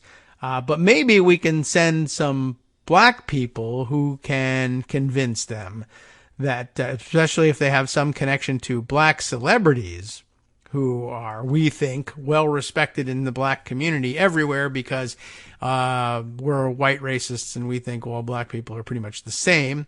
So we'll send some of them who happen to be on our side, and they'll convince them. If you didn't believe it when the white men from the Republican Party in Washington, D.C. told you that you were really, it was in your best interest for you to lie for them and say that you're the criminal in all of this, maybe we can convince you to do so instead. And they're charging them for that because that was fraudulent. Count 30 and 31 charge aspects of a plot to get Kanye's publicist to travel from Illinois to Georgia to do this work, to entrap Ruby Freeman into making false claims. Next, a section here of other, the taxonomies here, right? We've done lies to and solicitation of Georgia officials. We've done fake electors. We've done the attempts to entrap Ruby Freeman. Now, lies about Georgia and what happened there. Count 22 charges Jeffrey Clark for his attempts to get the DOJ to claim the Georgia election was fraudulent. Count 27 charges Trump and Eastman with lying about Georgia's results in a lawsuit. Then, taxonomy entry number 5 here, tampering with Coffee County tabulators. A very different set of circumstances here, missing from most of the other suits and charges. Count 32 through 37 charge Sidney Powell, Kathleen Latham, who's one of the fake electors, and 2 others for tampering with the Coffee County vote tabulators. Again, this has a parallel in the Michigan charges against Matt DePerno and 2 others. We've noted that as well. And lastly, lies during the investigation, a sort of obstruction of justice type charge. Count 40 charges David Schaefer with false statements told during the investigation. Count 41 charges Robert Cheeley with perjury for false claims made during the investigation. Interestingly, those are for false statements and a perjury. But they didn't go as far as I know. But maybe I don't know, maybe they did and Marcy just didn't mention them. I don't know. Or maybe they thought that it just complicated the case too much. But those two would be acts of obstruction of justice as well. But I don't know what the Georgia statutes have to say about that. Anyway, she concludes by saying, as I understand it, these are the charges on which the RICO conspiracy is built. The RICO conspiracy gives prosecutors additional tools and penalties with which to prosecute this, similar to the conspiracy law charged at the federal level. But ultimately, it is built on a series of crimes charged to protect the integrity of Georgia's government. They stand for the principle that you can't simply come into Georgia and lie and defraud in an attempt to get state officials to violate their oaths of office. That's the basis of the crimes that are charged here. And the point of the crimes was, yes, to reverse the results of the election in Georgia, or to get somebody else who holds that power, who they believed held that power, to exercise it on their behalf on fraudulent grounds. So, I don't know. I think that's an important thing to point out in all of this. Let's see. Other things to add to this. I want to take a quick look at the way Terry Canfield considered this problem. And I think we can read through it relatively quickly. But her basic overall view of what happened here, let's see. One, she attaches the indictment, which is helpful. First, the list of people charged is attached, and we've heard a number of the names, but probably not every single name so far. Let's see. The list of people charged is of interest to her. The 6 I was expecting, and then some, and then lots of some, in fact. Basically, Trump lost the election, then he and a bunch of others entered a conspiracy that contained a common plan and purpose to commit 2 or more acts of racketeering activity. In other words, RICO. You can, of course, take a look at the document yourself. It's included here. Georgia RICO, she says, is easier to prove than the federal version, because Georgia law doesn't require prosecutors to prove an underlying criminal enterprise. They only have to prove that the defendants committed some illegal acts in pursuit of a single criminal goal. First, we get a list of the manner and methods used by the defendants and other members and associates of the enterprise to further the goals of the enterprise and to achieve its purposes. That purpose, to unlawfully change the outcome of the election in favor of Trump. The list of methods begins with false statements to and solicitations of state legislatures. This includes appearing at federal or official hearings and telling lies. Next, false statements to and solicitation of high-ranking state officials. We get a list of the officials lied to, not their names, but the titles, like Secretary of State. And the next method used used by the conspirators alleged here is the creation and distribution of false electoral college documents. This, of course, is the fake electors. The document adds that these things are also happening in other states. The next method named here, harassment and intimidation of Fulton County election worker Ruby Freeman. Also the solicitation of DOJ officials and the vice president, and the unlawful breach of election equipment in Georgia and elsewhere. So those are the methods. Oh, there's one more method. She says obstructive acts in furtherance of the conspiracy and the cover-up.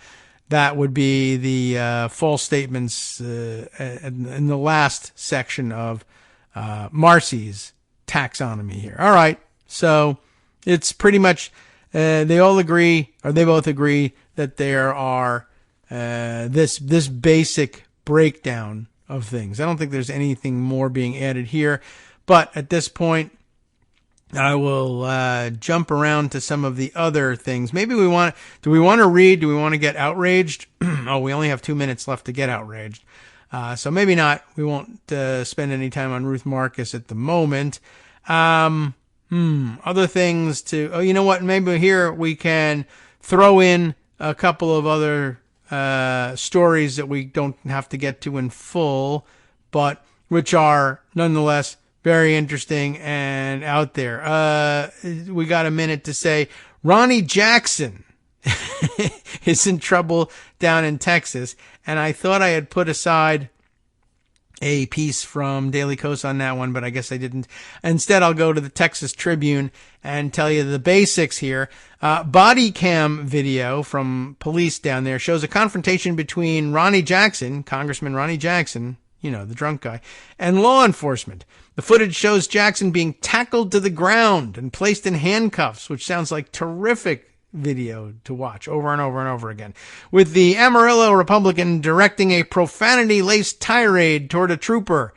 His office had said that Jackson, a physician, marginally, was trying to help with a medical emergency. The best I can do by way of a brief summary of what happened here is he was at a rodeo, of course, because it's Texas and everything's a rodeo, and there's a medical emergency of some kind happens. I don't think it has anything to do with the rodeo. It might be a spectator. Anyway, they're having some sort of medical incident, and Ronnie Jackson ambles over, rightly, I think. I'm a doctor. I haven't been drinking at all. Let me treat the patient. So what ends up happening is he wants to take over the treatment of the patient. The cops are now there, and the cops tell him EMS is here, and they need to get in here, and we have to get out of their way so that they can get here and treat the patient. And he basically, in the police telling of things, and you always got to take that with a grain of salt, basically says, no, you don't understand. I'm a doctor. I'm an awesome doctor. I'm the best doctor ever. And if it wasn't for him being such a drunken idiot, you might say, well, he was White House physician, to two different presidents. Maybe he is better than having EMS. But basically, the cops say their story is, we told him to get out of there so EMS could go. And he basically flipped us off and said, go F yourselves, and then got in a fight about it. What a genius. Hi, I'm Scott Anderson, the guy that writes the daily summary for this show, Kagro in the Morning. Thank you to everyone that supports this show. Many of you send donations through PayPal, Patreon, Square Cash, Radio Public, and so on. Some of you write your own essays and send them in, or read articles with your own commentary. We appreciate it. Now, some of you are listening to this and thinking, I'd like to help, but isn't there something I could do that wouldn't require money or effort? Why, yes, there is. You can just like us. On Daily Coast, they call it the recommend button. YouTube has a thumbs up. There are hearts and likes and love buttons. Tap our love button. Tap our love button every day. Share our shows and summaries on Facebook and Twitter, YouTube and iTunes, Stitcher and Amazon. Most of these places allow you to write a review, so a sentence or two would be great. Recommend us to social media, or tell your friends to listen to the show. You aren't just helping us, you're helping them find their new favorite thing to listen to. You could change the world. So thank you in advance from me and everybody else in the world.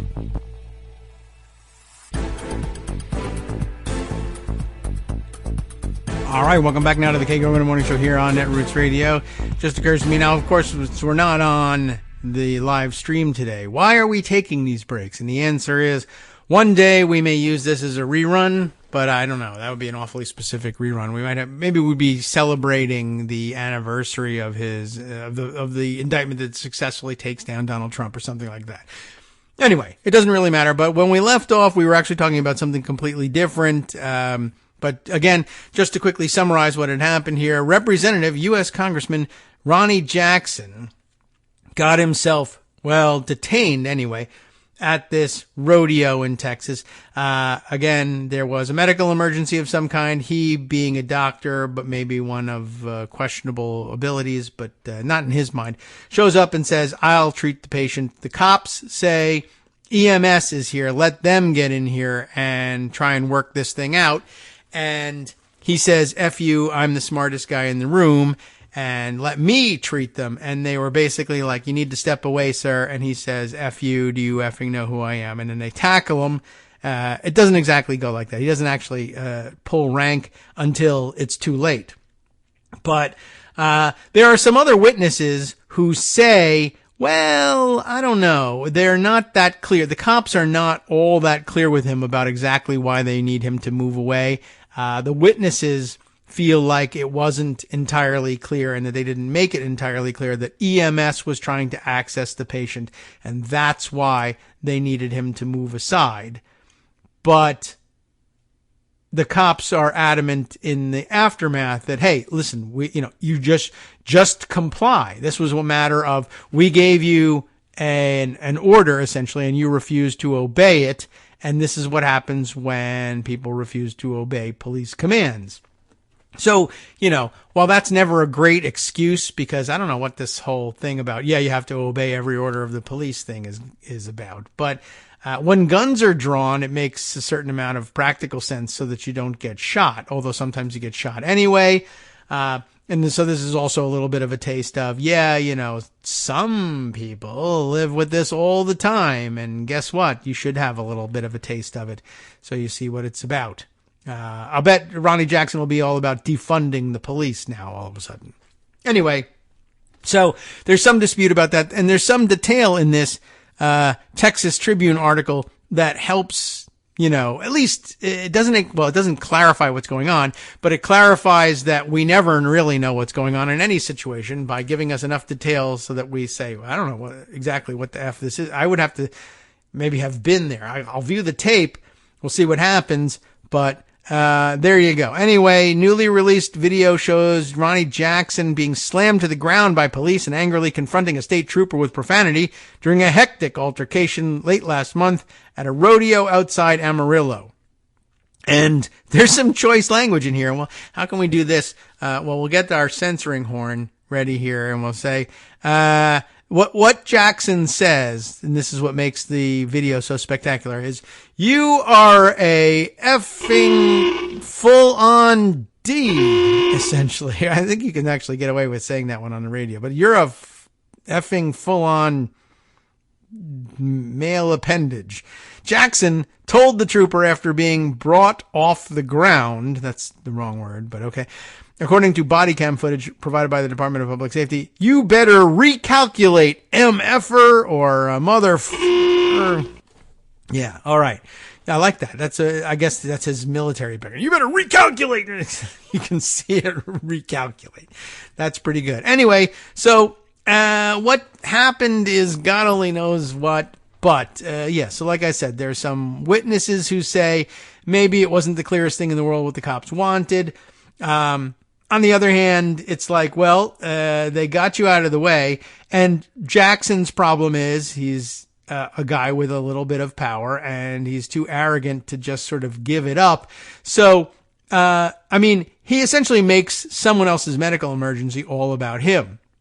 I understand his inclination to try to treat the patient. EMS is not there yet. He's a doctor. Of course, they're going to try and do something, right?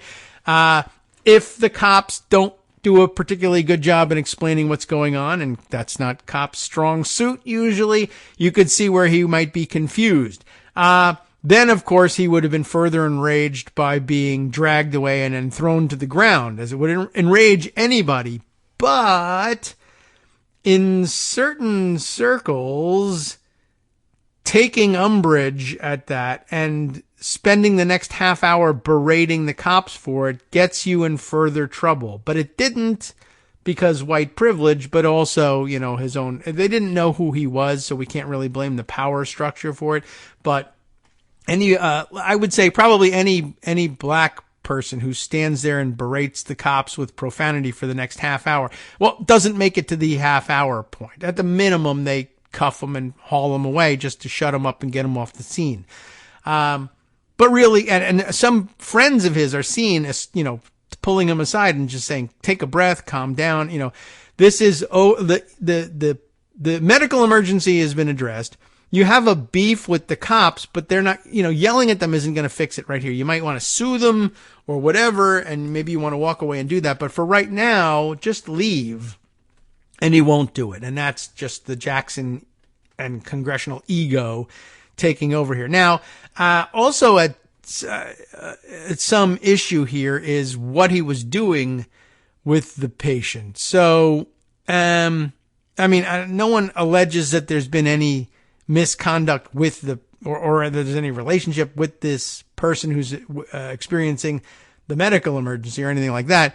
Although, you have to acknowledge that there is a statement for the record that the Trumper, Ronnie Jackson, is like, well, I wasn't drinking. His office is saying he was not drinking at the time because he's a bit of a notorious drunk. So they're all over the record with, I wasn't drinking at the rodeo. Sure. And, but anyway, his complaint is, I was trying to help out with a medical emergency and that I had a specific treatment in mind.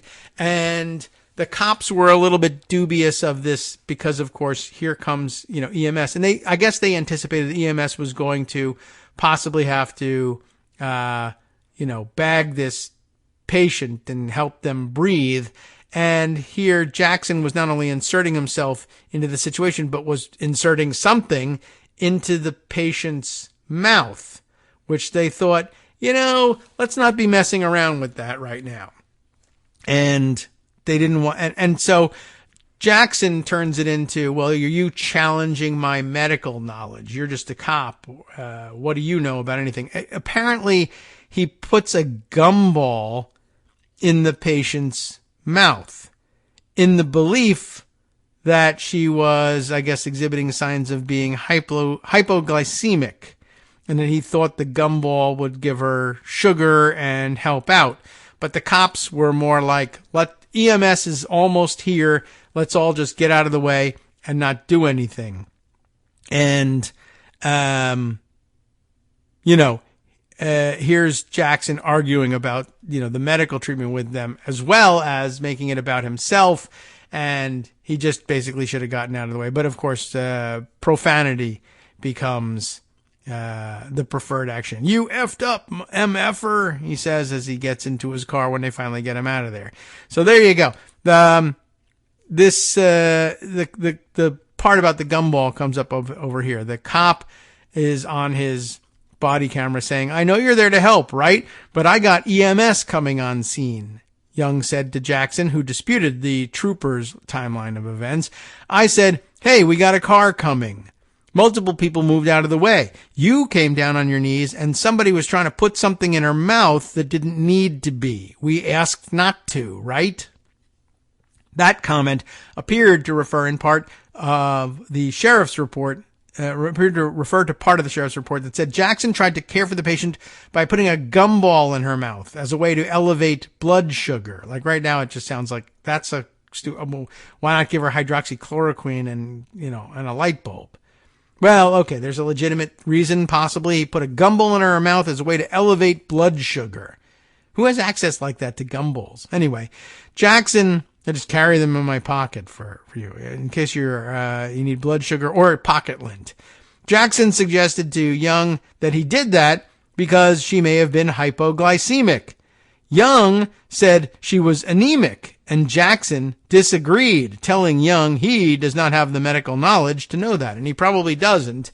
But, of course, the case might have been, we spoke to the mother, and the mother said, yeah, her problem is she's anemic, and she's collapsed, and we need a certain treatment. But Jackson may not have known that, or may have known, I don't know anything about, maybe anemic patients are quite often also hypoglycemic, and a gumball will help. I don't know.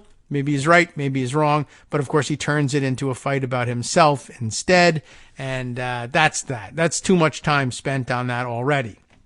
Moving on. Man, so many things that we could be doing here. All right, let's see.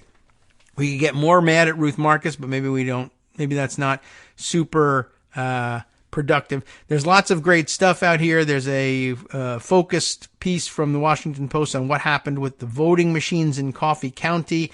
And I'd like to get more of the background story on that one. I know they stole and broke into these things and copied the software, et cetera, but I love hearing about the details of how do they come to the conclusion that this was something they ought to be doing, and what were they trying to get out of it, and of course, what did they get out of it, which is nothing. But there's that. There's the Washington Post piece on how Donald Trump tried, specifically, I guess basically their rundown of the story told in the indictment, how Donald Trump tried to undo his loss in Georgia in 2020. But I think we have most of the moving parts on all of that covered as well. But again, over the coming days, we'll digest some more of that stuff. Also, for the record, I'll let you know where we stand with this thing, because Rolling Stone has a new story on Tommy Tuberville and his stupid blockade of all military promotions via his standing filibuster against all of them, standing hold, as they put it on all of these things, that Rolling Stone now notes that all three, the Army, Navy, and the Marine Corps now are all without Senate-confirmed leaders, thanks to this particular GOP stunt. So we just want to know where we stand with the readiness issue. There's the answer. And Alabamans are beginning to sour on this stunt, too. It may be that its days are numbered. Other things to share. Let's just throw this one in there because we've touched on it in the past. Let's throw another curveball in here.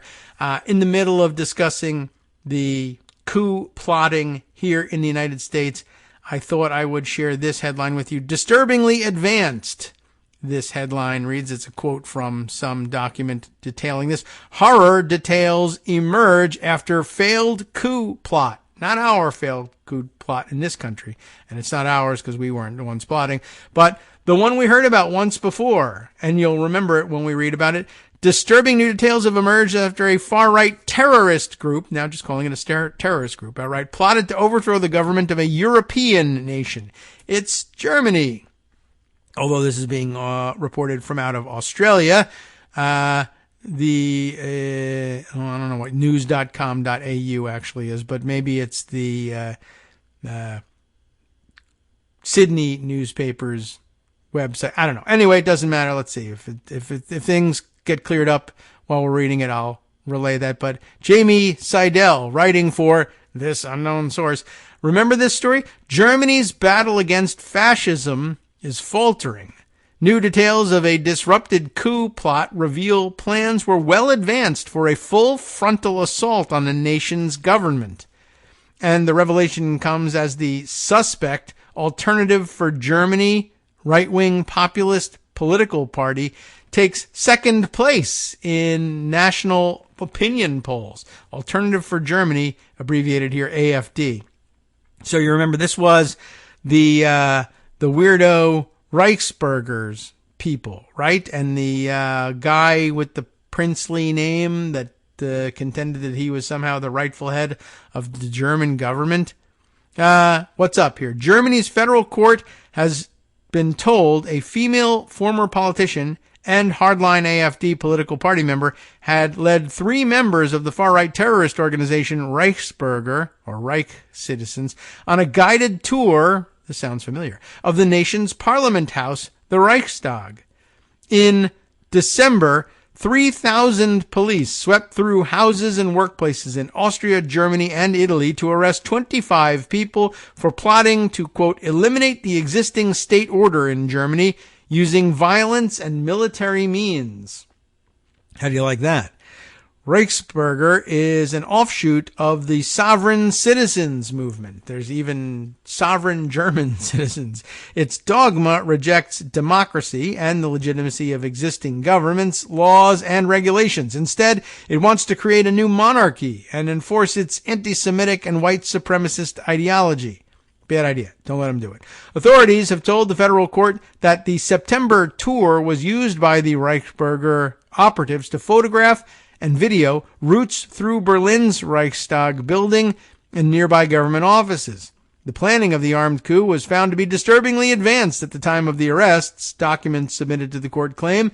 This included details of a feudal system of government intended to replace the German Federal Republic. The politician, who has not been named, reportedly served in government between 2017 and 2021 and had been a judge in Berlin. She had retained the privilege of taking up to 6 visitors through the Reichstag complex. Everyone involved in this operation knew that it could be only be carried out by using deadly force of arms against the police and security forces of the German Bundestag, or parliament, the prosecution document states. The revelation comes after the most successful far-right party since World War II topped 21% support in national opinion polls.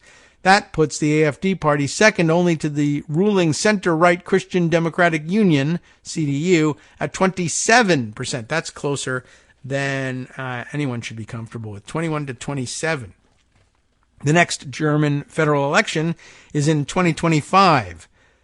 Next section, insurrection threat. This does sound disturbingly similar, doesn't it? Reichsbürger's plans, I'm stuck in German pronunciation, plans, called for 16 highly trained former police and special forces troops to force their way into the Reichstag and kill and capture members of the government, prosecutors say. A worse plan than we had. Maps detailing priority targets and traffic choke points had been prepared. Assault weapons, ammunition, and restraint devices had been stockpiled. Zip ties. A former parachute battalion commander was arrested for involvement in the coup plot. Another was a former politician who was found with a semi-automatic sniper rifle, a telescopic sight, and 7,000 rounds of ammunition. Their stated aim was to establish the group's ringleader, Heinrich XIII, Prince Reuss, right, as Germany's new king. He is a descendant, sort of the House of Reuss, which ruled part of eastern Germany before the Revolution of 1918.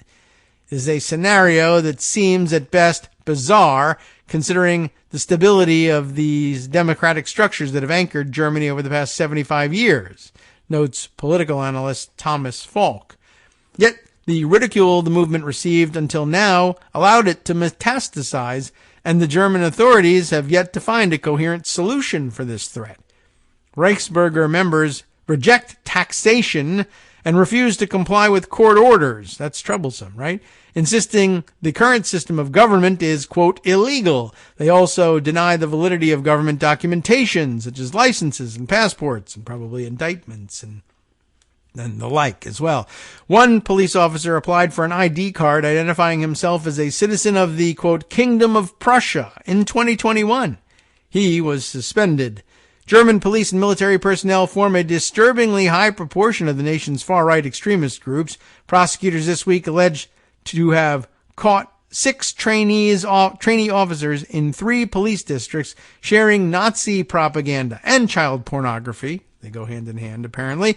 Interior Minister of the German state of Nordrhein-Westphalia, Herbert Reul, R-E-U-L, Rule, I don't know, said the officers had been stood down pending trial. Young civil servants, like older ones, must stand up for justice, law, and the values of our Constitution without a shadow of a doubt, he stated. But German police in general are not immune from the fallout of extremist attitudes. In 2016, a Reichsbürger activist killed 1 special forces officer and injured 2 others in a shootout near Nuremberg after refusing to hand over his unlicensed weapons. Next section, history repeats. Germany has understood that the right is the future. AfD leader Alice Weidel told Italian newspaper La Repubblica recently. So maybe Weidel, W-E-I-D-E-L. Weidel, I don't know. Vital, I'm not certain how they pronounce the E-I diphthong in German. The voices are getting louder. At the same time, an AfD national conference called the European Union a failed project. Sounds like Putin. Instead, it wants a confederation of European nations to take its place. So, a European-wide civil war instead. The party is also campaigning on an anti-climate change platform, accusing left-wing and green parties of fraud and economic ruin. That reminds me, a story we have to address here in the United States that I think Justice addressed yesterday. Interesting court ruling was it in Montana, where activists were, young activists in particular, suing on the premise that the state government was promoting fossil fuel mining and usage, and therefore depriving them of their right to a clean environment in the future, and possibly establishing a precedent that could be used to launch similar suits everywhere. Right? Anyway, back to this story. The party is campaigning, the Germans here, campaigning on an anti-climate change platform, etc., etc. Right there. Politics is a race toward the abyss, their leading politician here, Alice Weidel, stated. Factors such as economic and industrial lag, greater skepticism of immigration and refugees, a stronger affinity toward Russia, for some strange reason, and a less entrenched set of mainstream parties have helped give the AfD an edge in the East, Emily Schultheis wrote for Foreign Policy. Still, In a country whose Nazi past has led to stronger guardrails against the far right than in some other European countries, a national government, including the AFD, remains extremely unlikely. But AFD co-leader Tino Kruppala, I have no idea how you're pronouncing that one, Chrupalla, told the AFD National Conference in Magdeburg at the weekend that he expected to win 3 state elections in eastern Germany next year. We could take on government responsibility, he added, while floating the idea of standing a contender for the position of chancellor, oh boy, at the next federal election. The AFD emerged on the German political scene a decade ago as a right-wing Eurosceptic party, capitalizing on disillusionment with mainstream politics. But analysts say it has grown since to encompass QAnon-style conspiracy theorists. Wonderful. The head of Germany's domestic intelligence agency says the AFD has been deemed a suspected case of extremist, anti-democratic, and anti-constitutional behavior.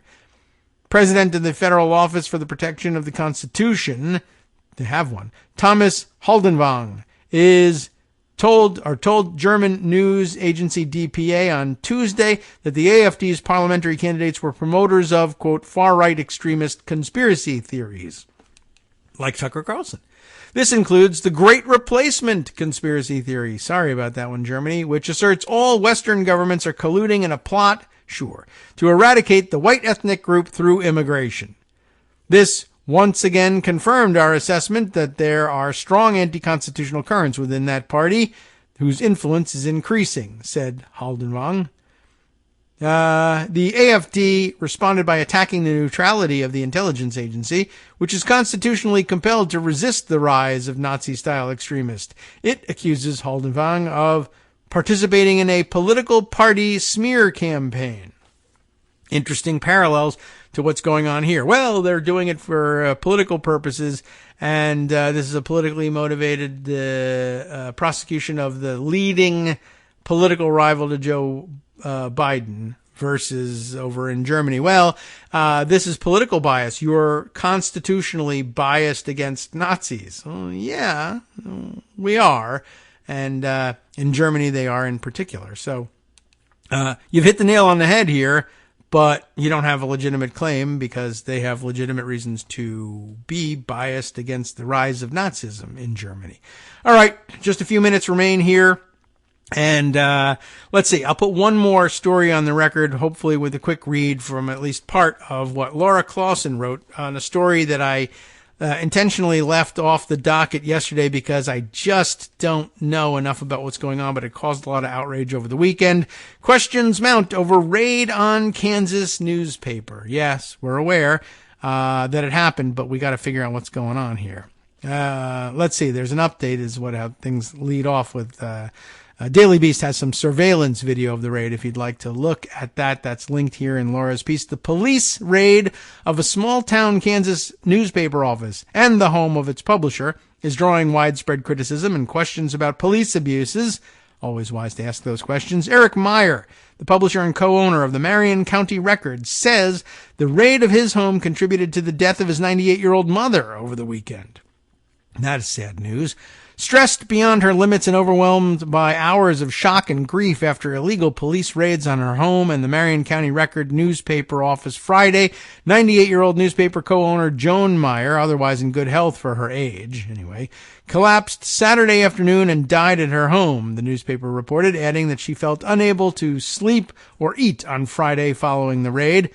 I believe when the rest of the story is available to the public, the judicial system that is being questioned will be vindicated, Gideon Cody, the local police chief, insisted. But the judicial system has thus far been unable or unwilling to make public the affidavit underlying the magistrate judge's order for the search. An affidavit that should be required for such an order, but which the court told the Record was not on file. So some very suspect behavior here for sure. The search of a newsroom protected by the First Amendment would usually require a subpoena rather than a search warrant, but Cody told the Associated Press a subpoena was not necessary where there is reason to believe the journalist is taking part in the underlying wrongdoing. What is this wrongdoing? We don't know. A letter from the Reporters Committee for Freedom of the Press notes that Cody's claimed foundation for a search rather than a subpoena doesn't hold up. saying, in short, search warrants were based on the mere receipt, possession, communication, or withholding of work product material are virtually always prescribed with only limited exceptions, and the Privacy Protection Act of 1980's subpoena first requirement for documentary material reflects the laws designed to steer law enforcement to the least intrusive investigative means with respect to newsrooms. Both help ensure that affected news organizations can negotiate the scope of a demand or challenge one that is overbroad. Applying these principles to the search of your office conducted of the record, its sweep, and the related threat to the record's lawful news gathering and reporting clearly runs counter to the intent of the statute, regardless of the asserted predication for the search. Lots of mumbo jumbo in that one, but basically, it's still unclear on what basis this search was conducted, and lots of accusations about the real motivation that might have been underlying what the police and this magistrate judge did. It's not clear, she continues, what the alleged wrongdoing is supposed to be. The search was supposedly a response to the record's investigation into the drunk driving conviction of a local restaurant owner. After Carrie Newell had reporters from the record removed from an event for the local Republican members of Congress, an anonymous source contacted the record with information about Newell's past DUI conviction, which would damage her application for a liquor license for her restaurant. The record investigated the information that had been provided by the source and not only decided not to run the story because of concern about how the source obtained that material, but also reported the leak to the sheriff and police. Does that sound like a newspaper actively engaged in some sort of criminal character assassination? That's Laura's question here. What's even more suspicious about the extreme decision to bypass a subpoena and go straight to a very aggressive search is that Eric Meyer told Marissa Cabas that the newspaper had been investigating something else, the employment background of Cody, who only recently became local police chief. So again, the newspaper, apparently, according to an excerpt from other reporting, was also carefully doing their due diligence, trying not to go to press with thinly sourced allegations, but still felt like they were threats, apparently, among the police and local establishment, and they thought they might be under investigation, and so thought it might be a good idea to raid the paper. Wow, not great. I've been listening to Kagro in the morning with David Waldman. Well, we'll keep diving into this, or at least keep an eye on this, so we can figure out exactly what's going on. Right now, it's charges and counter-charges being cast about. Not entirely clear exactly what's going on, but just wanted you to know, for the record, we see what's happening here. We'll try to report on it a little bit more. Plus, indictments and more later this week.